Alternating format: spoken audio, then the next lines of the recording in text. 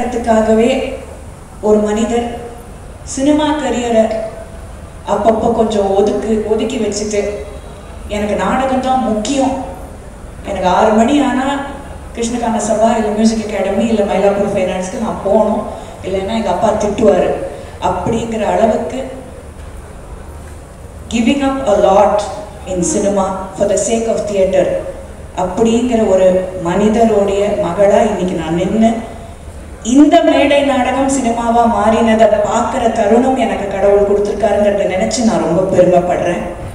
இது UAA உடைய ஒரு ஹால்மார்க் பிளே. இதுக்கு முன்னாடியும் யுனைடெட் அமெச்சூர் ஆர்டிஸ்டோடைய பல நாடகங்கள் சினிமாக்களாக வந்திருக்கு. அது when my father speaks he will talk about it, I'm sure.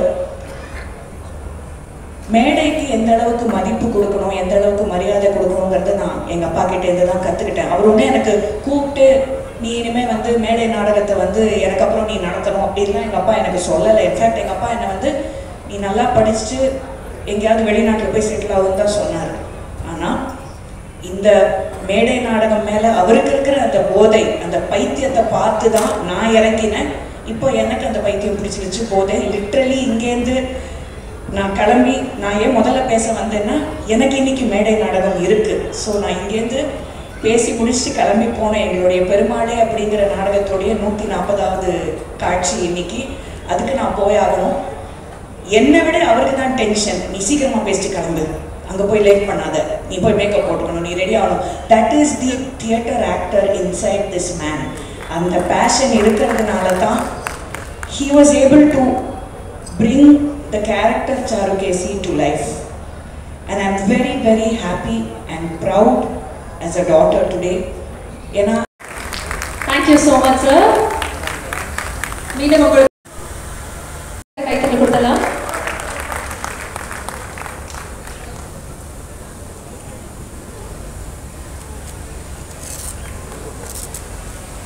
Thank you so much, ma'am. I request you kindly take your seats.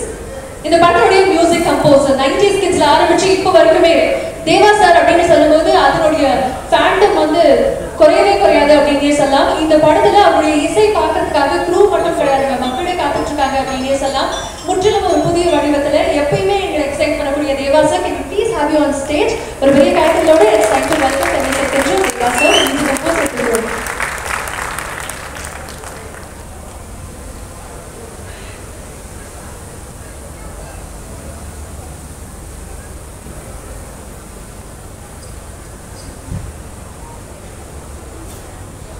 வணக்கம், very very warm welcome. Thank you so much for giving us Charukesi sir. உங்களுடைய music வடிவத்தில் அதை பார்க்கறதுல எங்களுக்கு கூடுதல் சந்தோஷம். நீங்க வந்ததுக்கும் ஒரு பெரிய நன்றியும் ஒரு பெரிய மகிழ்ச்சியும் எங்களுக்கு. Thank you. ஒரு பக்கம் மியூசிக் லெஜெண்ட் அப்படின்னா இந்த படத்துல இன்னொரு பக்கம் ஒரு டான்சிங் லெஜெண்ட், ஒரு ஆகச்சிறந்த ஒரு கொரியோகிராஃபர். எவ்வளவோ படங்கள், எவ்வளோ அமேசிங்கான கொரியோகிராஃபிஸ் இருந்தமே எனக்கு டான்ஸ் அப்படின்னு சொன்னா எவ்வளோ ஜெனரேஷன்ஸ் தாண்டி உங்க பேர் தான் எல்லாருக்குமே ஞாபகம் வரும். I'd like to welcome Kala Master. Can we please have you on stage?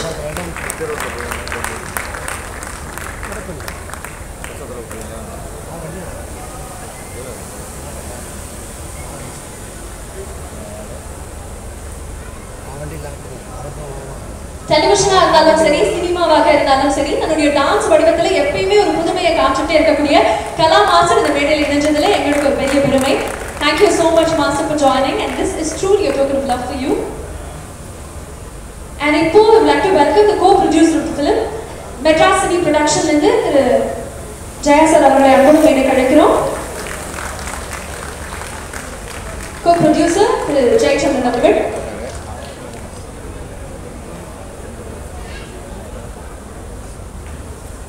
Thank you so much, sir. Thank you for giving us this film. And இப்போ இவர் கையால we would like to honor another fantastic actor. இவரும் ஒரு director, ஒரு voice actor, ஒரு அமேசிங்கான performer. Tamil சினிமால இவருடைய கதாபாத்திரங்கள் அப்படி சொல்லிக்கிட்டே போனா எல்லாருக்குமே ரொம்ப பிடிச்ச ஒரு நடிகராக இருக்கக்கூடிய Samuthirakani sir. Can you please have you on stage?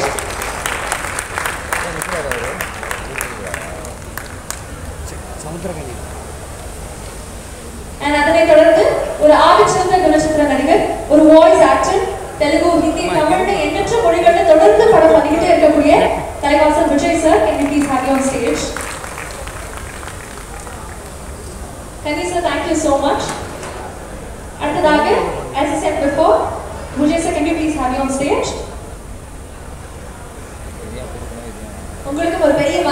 very warm welcome. Thank you so much for joining. Jayaprakash sir, would like to request you to do the honors. இந்த படத்துல முக்கியமான கதாபாத்திரத்துல நடிச்சிருக்காரு. அவருக்கு மீண்டும் ஒரு அன்பு பாராட்டு. அதை தொடர்ந்து அடுத்ததாக ஒரு ஆக்டர், ஒரு ப்ரொடியூசர், இந்த படத்துல மீண்டும் ஒரு ஸ்ட்ராங்கான கதாபாத்திரத்துல வந்திருக்கக்கூடிய Jayaprakash sir, can you please have him on stage?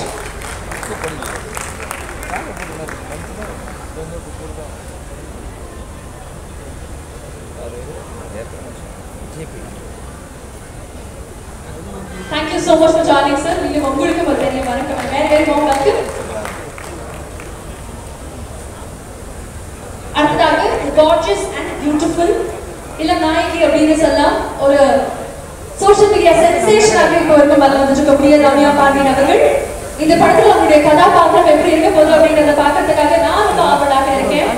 ட்ரெய்லர்ல பார்க்கும்போது பயங்கர இன்ட்ரெஸ்டிங்காக இருந்தது. மீண்டும் உங்களுக்கும் ஒரு பெரிய வாழ்த்துக்கள். And இது ஒரு token of appreciation from the team of Charuk AC to you. Thank you so much for joining.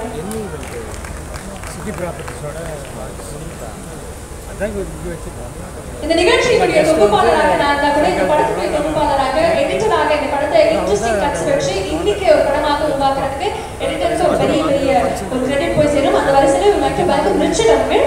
He is also here with us.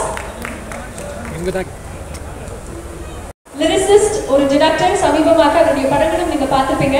And இந்த படத்திலையும் நமக்காக லிரிக்ஸ் எழுதிருக்கக்கூடிய Pa Vijay sir, can we please have you on stage? இந்த படத்துல அவர் டைலாக்ஸும் எழுதியிருக்கிறாரு. What not, மீண்டும் ஒரு versatile personality. பாவஜய் sir நமக்காக இப்ப மேடைக்கு வந்துட்டு இருக்காரு. அண்ட் உங்களுக்காக token of love and appreciation from the team of Charuk AC.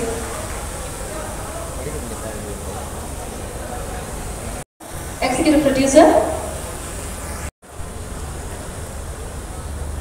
இங்க வந்திருக்க பத்திரிகையாளர்களுக்கும் என்ன நடக்கும் அப்படின்ற ஒரு கேள்வி இருந்தது. ஒரு 2-3 நாள் ஒரு மாதிரி நிறைய யோசிக்க வச்சு, இருக்கிற வாழ்க்கையை நமக்கு தெளிவாக இருக்கிற நேரத்தில் சந்தோஷமாக வாழ்ந்துட்டு போயிடணும், அடுத்தவங்களுக்கு கஷ்டம் கொடுக்காம யாருக்காவது பிரயோஜனமாக வாழ்ந்துட்டு போயிடணும் அப்படின்ற ஒரு ஆழமான ஒரு விஷயத்தை இன்னும் நம்மக்கிட்ட கொண்டு வந்து சேர்த்தது படைப்பு. விஜயம் சார், உங்களோடு பயணித்தது இறைவன் எனக்கு கொடுத்த ஒரு பெரிய பாக்கியம் நினைக்கிறேன். ஏன்னா ரொம்ப உண்மையாகவும் நேர்மையாகவும் ஒழுக்கமாகவும் இருக்கவங்கள சினிமா எப்பவும் விடவே பார்க்கும்போது தான் இந்த படத்தோட கதை என்னங்கிறது எனக்கு தெரியும். என்னன்னா, நான் ஒரு சின்ன கேரக்டர் பண்ணியிருக்கேன். ஆனால் அந்த ட்ரெய்லர் பார்த்த உடனே ஒரு பெரிய தாக்கமே நமக்குள்ளே இருக்கிறது. இம்மீடியட்டாக கனெக்ட் ஆகும். அப்படின்னு இதுக்குள்ள வார்த்தைக்கு எனக்கு வாய்ப்பு கொடுத்த டேரக்டர் உங்களுக்கு எல்லாருக்கும் தெரிஞ்சிருக்கும்னு நினைக்கிறேன். பட் நான் அதை அனுபவிச்சிருக்கேன். அந்த நைட் ஷூட்டில்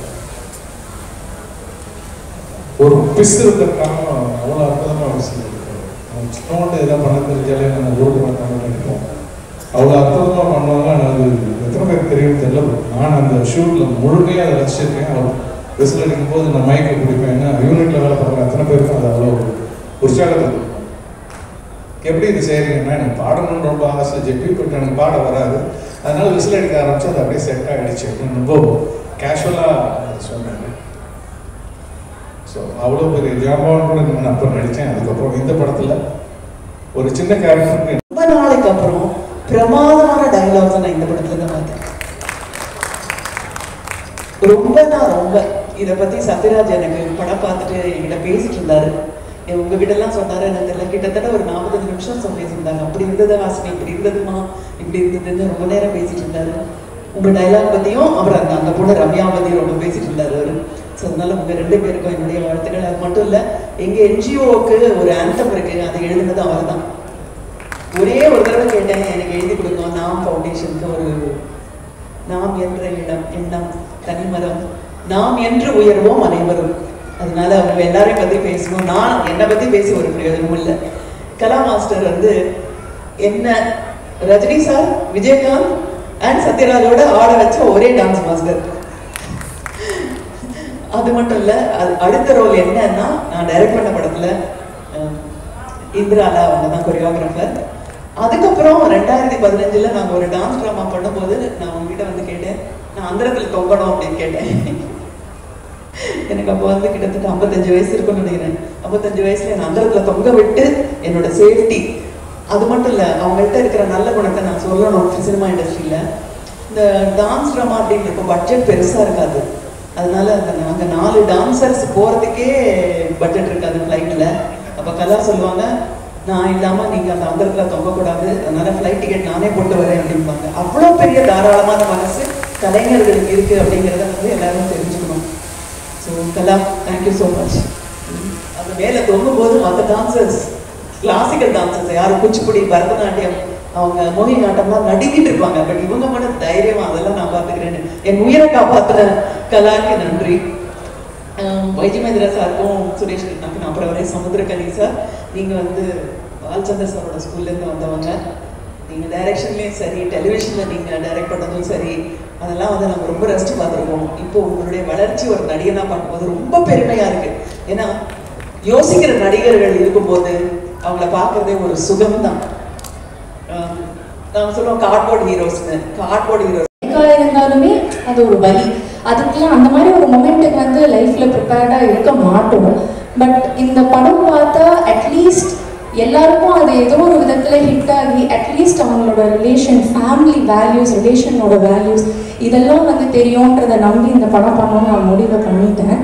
அண்ட் சார் வந்து ஃபஸ்ட்டு டே ஷூட்டில் ஃபஸ்ட்டு ஷார்ட் எடுத்ததுக்கு அப்புறமா நான் வெயிட் பண்ணுறேன் என்ன சொல்லுவார், ஏன்னா எனக்கு தெரியணும் எப்படி பெர்ஃபார்ம் பண்ணுறோன்னு. சார் வந்து எனக்கு கூப்பிட்டு பை மிஸ்டேக் நல்லா பண்ணிட்டேன், அப்படியே பண்ணு அப்படிங்கிறாரு. சரி, இதை விட அப்ரிஷியேட் பண்ணுறாரா இல்லை என்ன சொல்கிறாருன்னு எனக்கு புரியல. அடுத்த ஷாட்லேயே வந்து பை மிஸ்டேக் இதுவும் நல்லா பண்ணிட்டேன், நீ ஒன்று பண்ணு, இந்த படம் ஷூட்டிங் முடிகிற வரைக்கும் இந்த மிஸ்டேக்கை மட்டும் ஃபாலோ பண்ணு, அது போதும் அப்படின்னாரு. சரி, அப்போ தான் எனக்கு தெரிஞ்சிருக்கு, ஓகே இவர் நம்மளை அப்ரிஷியேட் தான் பண்ணுறாரு, நம்ம பெர்ஃபார்ம் பண்ணுறது ஓகே போல அப்படின்னு நினச்சேன். But is very generous and appreciating. அது வந்து நான் சின்ன பொண்ணு, இவளுக்குலாம் என்ன, இந்த பொண்ணுக்குலாம் என்ன அப்ரிஷியேட் பண்ணும் அப்படிலாம் நினைக்கவே மாட்டார். ரொம்ப என்ஜாய் பண்ணுவார். அதாவது நல்லா பெர்ஃபார்ம் பண்ணிட்டா, நான் பெர்ஃபார்ம் பண்ணும்போதே அவர் மானிட்டர் முன்னாடி சிரிச்சு சந்தோஷப்பட்டு கை தட்டி ஷபாஷ். என்னை இசை அமைக்க சொல்லி என்னை இந்த உலகத்திற்கு, இந்த ரசிகர்களுக்கு காட்டிய என் டைரக்டர் சுரேஷ் கிருஷ்ணா சார் அவர்களுக்கு என்னுடைய நன்றியை நான் தெரிவிச்சுக்கிறேன். இப்படி பல ஸ்டார்களுடைய படத்துக்கு இசையமைக்கிற வாய்ப்பு கொடுத்த இதே சுரேஷ் கிருஷ்ணா சார் தான் என்னுடைய கனவு. இந்த கர்நாடக சங்கீத படத்தையும் அவர் தான் எனக்கு இதை நினைவாக்கி வைத்தார். ரொம்ப சந்தோஷப்படுறேன். ஏன்னா அந்த சாவுகேசி நாடகம் பார்த்தேன், நான் பார்த்துருக்கேன். அடேங்கப்பா, ரொம்ப பெருமையா இருக்கு. இதே வைஜிஎம் மகேந்திரன் சாரோட நான் ஒரு 45 வருஷம் நான் பயணம் செஞ்சுட்டு இருக்கேன். நாங்கள் 2 பேரும் 45 வருஷம் நாடகத்தில் வந்து, நாடகத்துக்கு நான் தான் இசையமைப்பாளர், நான் தான் ஹார்மோனியம் வாசிப்பேன், டோல்கி வாசிப்பேன், ட்ரம் வாசிப்பேன். அப்படி நாங்கள் ஒரு 45 வருஷமா நாங்கள் பயணிச்சுட்டு இருக்கும்போது படத்தில் அடேங்கப்பா அடேங்கப்பா. நண்பர்களுக்கு அன்பான வணக்கங்கள். ஸோ நேரம் ரொம்ப குறைவாக இருக்கிறதுனால நான் சில நிமிடங்கள் மட்டுமே பேசுகிறேன். மேடையில் நமக்கு அத்தனை ஆளுகளுக்கு என்னுடைய அன்பான நன்றி. இந்த சாருகேசி படத்தை பொறுத்த வரைக்கும் சில படைப்புகளை வந்து நம்ம ஒரு பொருளாதார மேன்மைக்காக அந்த படைப்புல ஈடுபட்டு செய்வோம். சில படைப்புகளுக்கு வந்து இது ஒரு வேலை, நம்ம அடுத்த ஒரு பெரிய ஒரு வெற்றியை கொடுக்கும் அப்படிங்கிறதுக்காக ஈடுபட்டு செய்வோம். சில படைப்புகள்ல நமக்கு நல்ல ஒரு பேர் வரும், புகழ் வரும் அப்படிங்கிறதுக்காக செய்வோம். ஆனா மிக சில படைப்புகள்ல தான் நம்முடைய மன திருப்திக்காக மட்டுமே அந்த படைப்பில் நம்ம வேலை செஞ்சிருக்கோம். அப்படி இந்த மேடையில் அமர்ந்திருக்கிற அத்தனை பேருமே அவங்க பர்சனலா அவங்களுடைய மன திருப்திக்காக மட்டுமே வேலை செஞ்ச ஒர்க் பண்ண ஒரு படம் தான் இந்த சாருகேசி அப்படிங்கிற ஒரு பெரிய காவியம். இயக்குனர் சுரேஷ் கிருஷ்ணன், நான் நிறைய பேசணும்னு நினைச்சிருந்தேன், ஆனால் ரொம்ப நேரம் அதிகமாயிடுச்சு. அடுத்தது சார் பேசணும், அப்புறம் விஜயம் சார் பேசணும். ஸோ அதனால ரொம்ப மிக சுருக்கமாக, ஏன்னா என்னுடைய பங்களிப்பு பற்றி எல்லா பெரியவங்களும் பேசிட்டாங்க. சுகாசினி மேடம் இருந்து ஆரம்பிச்சு அவங்க அவ்வளோ அன்பான வாழ்த்துக்கள் சொன்னாங்க. தேவா சார் வாழ்த்து, நிறைய எல்லாருமே அந்த வாழ்த்துக்களை சொல்லும் போது ஸோ நான் இன்னும் அதிகம் பேச வேண்டியதில்லை. படத்தில் அந்த வசனங்களே கண்டிப்பாக பேசும், பாடல்கள் பேசும், சத்யராஜ் சார் பேசினாலும். ஸோ எல்லாருக்கும் என்னுடைய மனப்பூர்வமாக நன்றி தெரிவிச்சுக்கேன். குறிப்பாக 2 பேர், ஒன்று வந்து என்னுடைய அன்பிற்குரிய இசையமைப்பாளர் தேவா சார். நான் திரைப்பட துறையில் பாடல் எழுதுறதுக்காக முயற்சி பண்ணி பல போராட்டங்களை சந்தித்து சில பாடல்கள் எழுதிட்டு இருக்கும்போது எனக்கு கிடைச்ச ஒரு மிகப்பெரிய முதல் இப்போ இந்த பாட்டை எழுதின மாதிரியே தான், அவள் தந்த வரம் அப்படிங்கிற மாதிரி, அவர் தந்த வரம் தான் எனக்கு கருப்பு தான் எனக்கு பிடிச்ச கலர் அப்படிங்கிற ஃபர்ஸ்ட் கிக். அதுக்கப்புறம் தான் எனக்கு பா விஜய் அப்படிங்கிற பேரே தெரிஞ்சது. அந்த பாட்டை நான் தான் எழுதுனேன்னு சொல்லி அவர் தான் உலகமெங்கும் எனக்கான அடையாளத்தை அங்கீகாரத்தை இன்னைக்கு வரைக்கும் வாங்கி கொடுத்துட்டு இருக்காரு. ஆரோக்கியசி title role Biju Mahendran sir பண்ணியிருக்காரு. இந்த பிளே, இந்த படம் எல்லாத்துக்கும் ஃபர்ஸ்ட் நன்றி. வைஜிஎம் சார் பேசுவார் அப்புறம், பட் நான் அவருக்கு முன்னாடி பேசுகிறேன். Thank you super star Rajinikanth. ஏன் அவருக்கே நன்றி. என்ன கிட்டத்தட்ட 4-5 தடவை இந்த பிளேயை பார்த்துட்டு எவ்ரி டைம் வைஜி மகேந்திரன் சார்கிட்ட இதை படமாக பண்ணுங்க, இதை படமாக பண்ணுங்க சொல்லிட்டே இருப்பார். அவருக்கும் இதை சொல்லிகிட்டே இருக்காரு ரஜினி சார். அந்த மைண்ட் ஓடிட்டே இருக்கு. கரெக்டாக அந்த ஒரு தடவை நான் வந்து பிளே பார்த்துட்டேன். எனக்கு தெரியாது ரஜினி சார் சொல்லியிருக்காரு. நான் போய் மகேந்திரன் சார் அற்புதமான ஸ்கிரிப்ட் ஆச்சு இந்த சினிமாக்கு, அவருக்கு ஆஹா இது நல்ல மேட்ரு ஆச்சு சொல்லிட்டு உடனே ஒரு ஐடியா போட்டு இதை பண்ணலாமே சார் சொல்லிட்டு ஒரு அருண்கர் ஒரு ப்ரொடியூசரை அறிமுகப்படுத்தினார். அவருக்கு இந்த சினிமா இது வரைக்கும் பழக்கம் இல்லை, ஆனால் ஒரு நல்ல குட் ஃப்ரெண்ட், ஒரு பயங்கர வெறித்தனமாக இருந்தார். இந்த படம் பண்ணலாம் சார், நான் பண்ணுறேன் சார், எனக்கு இந்த பிள்ளை ரொம்ப பிடிக்கும் சார் சொல்லி ஒரு மீட்டிங்கில் நீங்கள் டைரக்ட் பண்ண நான் பண்ணுறேன் சார் சொன்னார். சரி, ரொம்ப ஈஸி. நம்ம ஒரு ரீமேக் பண்ணுறது ஈஸி, ஒரு நாவல் எடுத்து அடாப்ட் பண்ணிருக்கேன் நான் இது வரைக்கும் முன்னாடி. அந்த அம்மாங்கிற படம் சுஹாசினி அம்மா நடித்தாங்க தெலுங்குல. ஃபர்ஸ்ட் டைம் ஒரு தியேட்டர் பிளேயை வந்து அடாப்ட் பண்ணணும் சினிமாவில். ரொம்ப கஷ்டம். ஏன்னா பிளே வந்து ஒரு கேரக்டர்ஸ் எல்லாமே அங்கேயே தான் இருப்பாங்க. வேறு எதுலேருந்து அதில் டயலாக்லேயே நிறைய சொல்லிடுவாங்க. இவாளுக்குள்ள ப்ராப்ளம் இருந்தது, இவன் பாஸ்ட் கதை எல்லாமே இன் டயலாக்ஸ். இது சினிமாவுக்கு அடாப்ட் பண்ணும்போது அந்த டைம் கட்டிட்டு அதில் யார் யார் குடியிருக்கிறதுன்னு பார்த்தா, இங்கே நீங்கள் பாருங்கள், மேடையில் இருக்கிற அத்தனை பேரும் பார்த்தீங்கன்னா இந்த போஸ்டரை பார்த்து என்னுடைய நண்பர்கள் நிறைய பேர் கேட்டாங்க, சினிமா இண்டஸ்ட்ரியில் இருக்கிற பெஸ்ட் ஆக்டர்ஸ் எல்லாரும் முடிச்சு போட்டிருக்கீங்க அந்த படத்தில், இந்த படம் எப்படியா ஃபெயில் ஆகும்னு கேட்டாங்க. அப்படி ஒத்தத்தரும் ஐ மீன் என்னன்னு சொல்கிறது எனக்கு ஒன்றும் புரியல. சுஹாசினி வந்து எனக்கு சின்ன போனி டெயில்ஸ்லேருந்து நான் பார்த்துருக்கேன். ராஜபார்வையில் நாங்கள் நடித்த போது ஷூட்டிங் கேமரா ஷூட் பண்ணதுலேருந்து நான் பார்த்துருக்கேன். கமலும் நானும் அவ்வளோ friends, great admirer of mind. But நான் சொல்லி முடிக்கலை, நீ பண்ணுறியான்னு பண்ணுறேன். நான் சுரேஷோட பேசிக்கிறேன். அதே மாதிரி தான் சத்யராஜ், சமுத்திரக்கணி நாடகத்தை பார்த்துட்டு இந்த நாடகத்தில் நான் இருப்பேன் எப்படிங்கிறத நான் டைரக்டர் கிட்ட பேசிக்கிறேன். தேவா சார் நாடகத்தை பார்த்து சொல்றார், அவர் எவ்வளவு ஹியூமிலிட்டி பாருங்க.